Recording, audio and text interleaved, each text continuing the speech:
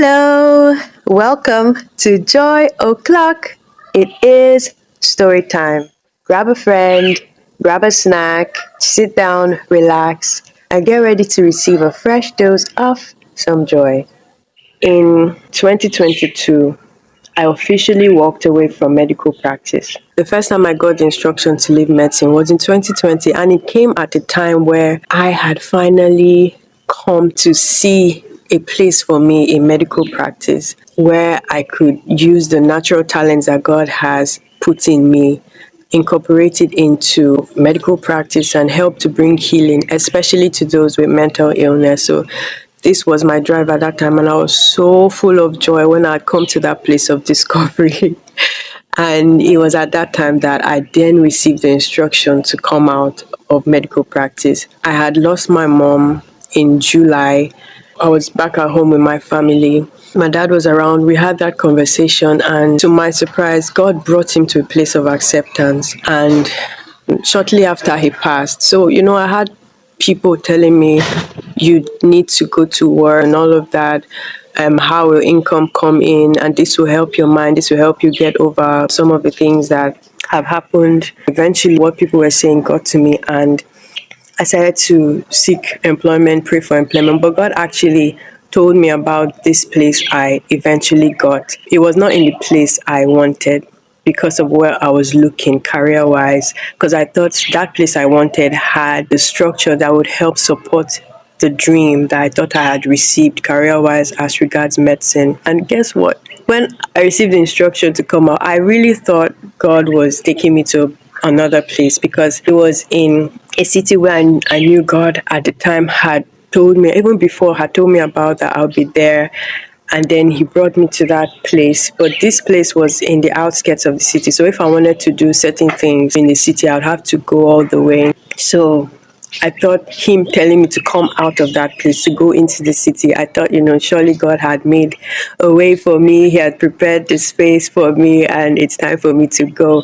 So I took that step of faith. Oh, I did get 2 job offers, and the Lord told me to pass it on to somebody else. And there I was thinking, okay, well, if you're letting me let go of these ones, then surely something bigger is on the way. He kept leading me that way until it dawned on me that this was a call out of medical practice at the time, and not just out of that place, not just out of that job. I thought I was going to be in that city for some more time, but it turned out I had to come back home. And that was what I did. So 2022 was the year that the journey officially began. I'm so grateful for that experience. I got to learn a lot that I did not know that I could learn in that place. It's been a journey. For so long, I was going back and forth, struggling with just coming to terms with it. After I let go of medical practice, it was then I realized that there was an identity problem. And going through medical school with everything, you get an identity. You're a doctor, and not having to practice is like, to a lot of people, it seemed like I was crazy and foolish, just acting out. When God started to help my heart and bring me to that place of not caring, I really felt the difference. I knew that, okay, now I really don't care about what people say. What I want to do is what God has called me to do. In 2021, God told me, tell the story of my love. Tell it through the poems, through the stories, through the art, through the music. Tell the story of my love. And I kind of forgot that word. Not, forget, but recently it's just been coming over and over again for me to share this story. And I've come to that place, especially after my October experience, where I talked about the terrible pain I had, where I was incapacitated for weeks, not being able to do the things that I really wanted to do. But in all of those experiences, I came out having that conversation with myself. And I believe that's kind of what helped me come to a final place of peace as regards the path that God has me walking on. I asked myself, if you follow this path of medicine, you climb the ladder, you get to the top, and you neglect the things that God has asked you to do, how would you feel? And I set my heart, and I knew that as long as I have not given life to the things that God has put inside me, as long as I've not borne those fruits and shared them with the world, I'll feel empty. And then I looked on the other side and I said, if I'm able to give expression to the gifts of God in me, allow them to be vessels that God can use to bring healing to his people, how would I feel? Even if I'm not practicing medicine. And I knew that I would feel fulfillment because despite the challenges that I've faced with just coming to that place of allowing the gifts of God in me to speak, every time I'm able to be that vessel through whom God can release something beautiful to the world, something that can heal people, there's been a fulfillment that has healed my heart as well. The fulfillment heals me and continues to build me, prepare me to be a vessel that God can use to do the things he wants to do through me. So I'm in that place where I'm like, you know what? It doesn't matter what people think. I am going to go with God because at the end of the day, not many people understand it because God has not given them that kind of instruction. They're not the one God has called on this path of obedience that he's helping me walk on. So I understand that, and no hard feelings towards anyone who has, maybe made some insinuations or said some things that would have come across as hurtful. None whatsoever, because I understand completely. I mean, it's crazy if you analyze it, considering all that had gone into building the career up to the point where it was. When it's time to step out in faith and do what God has called you to do, you would have to be lying to say that you don't know because God will remind you. And that's the place where I'm in. Everything is reminding me to focus on what God has called me to do. The book, Becoming a Love Letter, being one of the projects, and I'm working on a novel, and it turns out that it's going to be a series. I did not know at the time I started to write it, but apparently that's what it's going to be. And just coming to this place of where I'm like, God, in totality, I surrender all that you've given me, all that you've blessed me with, I surrender it to you. And my life will be used for your glory. My life will be that life that you can freely express yourself through me in whatever way you want to express yourself. It's just brought on challenges that sometimes I just laugh. I'm like, no, but this is unnecessary. How is this thing difficult for me to do right now? How is this a challenge? But God continues to show his mercy. Just one day out of the blues, my tab just went off. It refused to charge, refused to come on. And the story I was working on was in that tab. I was using the tab to work, and that's where it was. And God just helped me because I'm like, so does this mean I'm going to have to start all over again when I have almost 80 pages or a little bit over 80 pages? I don't remember. When I was writing the story, it came to me to copy and paste on another platform where I can access it on another device. So I was doing that, and thankfully I was able to save 72 pages, but I had written a lot more after then, and I didn't have that saved before the tab went off. I think in my head I didn't see that tab going off because it was in perfect condition, like literally nothing was wrong with it. But that happened, and I was just in that place where, okay, I mean, what else can happen? But we can get the story back. So I was trying to think in my head, how can I get this story back? What do I remember? But in my heart, there was a little bit of sadness because there were some parts I was not sure I could get it the way I got it. But I still just left everything with God. And I'm like, God, you know why this would happen now? Amidst everything that's happening, you know why this would happen? I checked my phone where I had saved it. I thought I was going to be able to access it. And I'm like, okay, I thought I would have seen this document, but it's not here. False hope. But we move. And then it just came to me, check it this way, try to open it with this app. And I tried something that was not there before or appeared to not be there because it kept telling me unable to access document because you're not logged in, even when I was signed in. So I tried to open it with another app and it was there. So I'm just so grateful that I did not lose all of that, so I can, continue to refine and build on what I've been working on. So like everything has just been posing as a hindrance to me having that free flow of just going ahead with the things I want to do. But it brought me to that place of fighting for the word. I guess everybody who has crossed to the other side can have this story to tell that they came to a point where they had to fight. So I feel like I'm in that place, and it's weird. It's really weird for me that I'm sharing this, but I guess there's a reason, and it's probably to encourage somebody. God is with you, and He's, cheering you on in different ways amidst the challenges, the limitations that you see. Keep going. Don't quit. Don't turn back now when you've already come this far.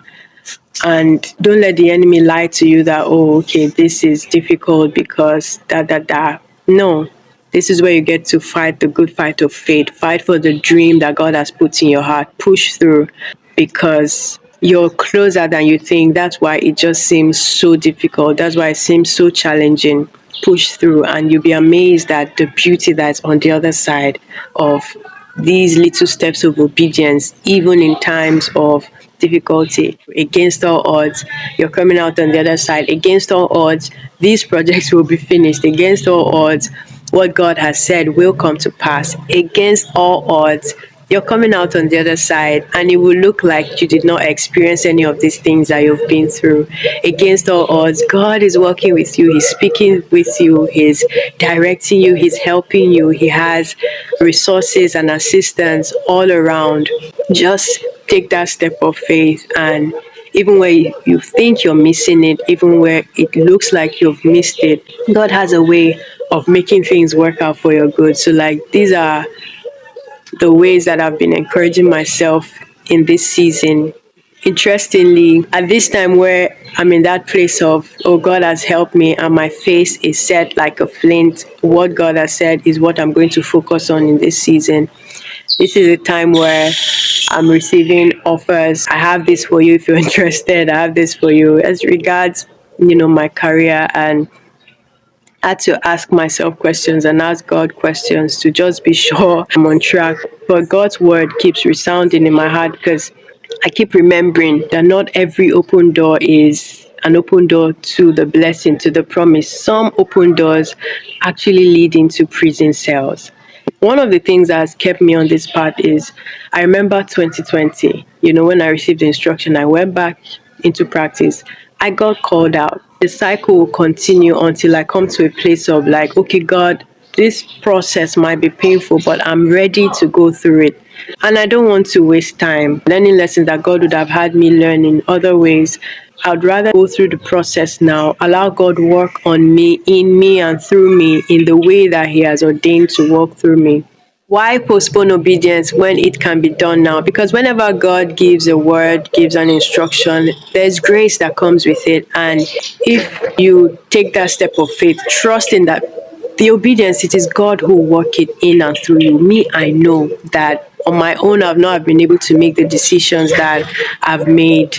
I told you I struggled with what people would think, and what me I think, like I struggle with my own thoughts. So I know that it was God who gave me the courage to walk the walk of obedience that He has me walking, and that's the same for everyone. God will not tell you to do something and then leave you on your own. He'll supply the grace, supply the courage with which you will walk that walk if you're willing. One question I get, from family, from friends, that there are many people doing this kind of thing, merging walking in obedience with God, whether it's in ministry or expressing the gifts God has put in them one way or another. They are doing that alongside having a career, like alongside working as a doctor, and they're going ahead climbing the ladder. And I'm like, yeah, it makes sense. Of course, I would have done that, but the instruction I received was different. So why should I want to tailor my life the way somebody else has theirs tailored because I think it will work that way? For me, I think it's not being wise, especially when God is the one calling. And God knows why, because the way He had me come out of that place, it was like something bad would happen if I did not come out. It wasn't like a negative kind of fear, but like just holy fear, if I would use that word. God is the only one who knows what He has averted. He's the only one who knows what He saved me from. One thing that I got to see for myself is the state of my mental health. My mental health was in a place that I did not know I was in. And I don't know how God would have brought the healings that He brought to me if I was in practice. All of those things would have been buried in activity. So I really needed to come to that place of being stripped of some of the things I was holding as a blanket, to bring myself comfort. I needed to be in that place of being stripped of all those things to see the things that God was taking away, the layers God had to take away for the real me to shine through. We see growth as addition, but growth is subtraction if you're working with God, because what happens to all of us is as we go through life, we gather layers and layers of pain, layers of what people have said, layers of people's opinion, layers of people's expectations, our own dreams that came from a place of wanting to be more when it wasn't from a place of what God has said. So we go through life gathering all of those layers. And when you're coming to a place of growth, especially when it is God ordained, there's going to be stripping away. Layers and layers will be coming off so that the real you can stand. And it's a very vulnerable place to be. You're going to feel like you've lost everything. You're going to feel empty. The right word is unraveled. You feel like you've been unraveled and emptied. 2023 was that year for me. I literally felt empty in so many ways. But God was with me through the process because He kept telling me, He told me it will happen. And when it happened, He let me know that He was with me, that my story would not end in this place of feeling empty or feeling like I've lost everything. God literally gave me front row seat to what He was doing in my life. I see how important it was that I had to walk this walk. I'm beginning to see the fruits. I've come to that place of clarity. I know this is a word of encouragement for someone. If you feel like you're in that place where everything does not make sense, God says do this, you're doing it, and everything seems to be falling apart. Your mind seems to be falling apart. There's just fogginess where there's supposed to be clarity. Don't worry. Just stick with God. Stay where God has asked you to stay. Trust Him. Even when it seems like you're speaking to Him and He's not speaking back to you, continue. Leave your heart open to God. All of those things are working something beautiful in you, much more beautiful than you can imagine. You will come to that place of clarity. It happened for me. Gradually, I started to see the light. Gradually, I started to see things that God had done. I started to look back and see, oh wow, so this is why this happened. This is why I had to take this path. This is why it had to be this way. And of course, there's still more to be known. As I move forward, God will make many things clear that are not clear right now. But so far, I'm no longer in that place where I feel empty. God has started to fill me up in ways that He promised He would. And I'm seeing the results, I'm seeing the fruits. And I'm excited for what is to come. I would have liked to share this story when I'm well into the promised land, when I'm in that place where what God has been doing is clear for everybody to see. But I'm still in a very vulnerable place, and He had me share it for the reason best known to Him. If you get to see this video, you just got front row seat to what God is doing in my life. So welcome on board. Keep me in your prayers and just pray that God would help me stay focused, help me stay on track because I'm not going back. Yeah, so thank you for being here. Thank you for the encouragement, the prayers. Till next time, stay blessed and thrive gracefully. Bye.